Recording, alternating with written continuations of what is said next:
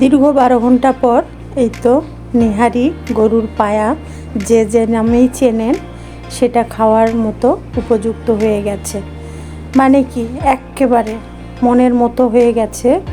এই তো হাড় থেকে সম্পূর্ণ মাংসগুলো ছড়ে আসছে আর ঝোলটাও হয়ে গেছে খুব সুন্দর গাঢ় গাঢ়, একবারে হাড্ডি থেকে সব ধরনের মাংস টাংস সব খুলে একবার হাড্ডিটা কেমন ঠনঠনে হয়ে গেছে। ঘনত্বটাও কিন্তু খুব সুন্দর হয়েছে। সকালে পেঁয়াজ আর রসুন দিয়ে একটু জিরা ফোড়ন দিয়ে দিয়েছি, বেশ খানিকটা 2টা পেঁয়াজ দিয়ে এটা স্বাদটা কিন্তু আরও বেশি বেড়ে যায়।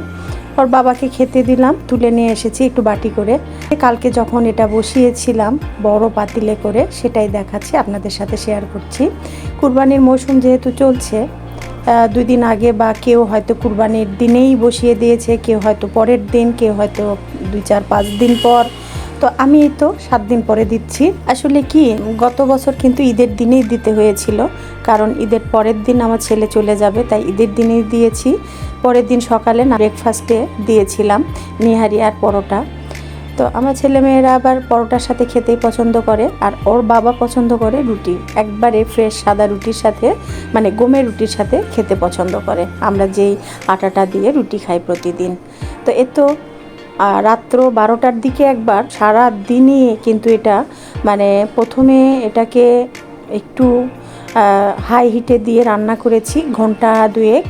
এরপর থেকে এটা কিন্তু মিডিয়াম থেকে লো আঁচেই রান্না করছি। আর নিহারিটা কিন্তু আসলে খুব বেশি জাল না।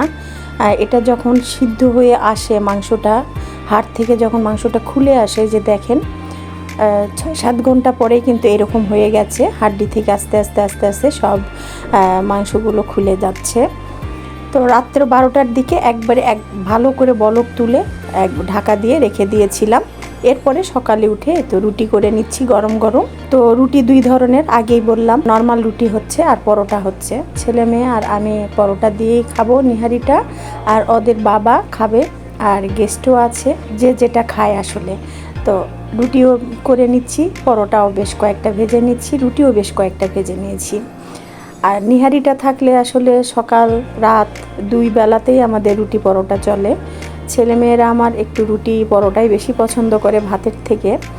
তো যে যা খায় সেটাই করে নিচ্ছি আগেই।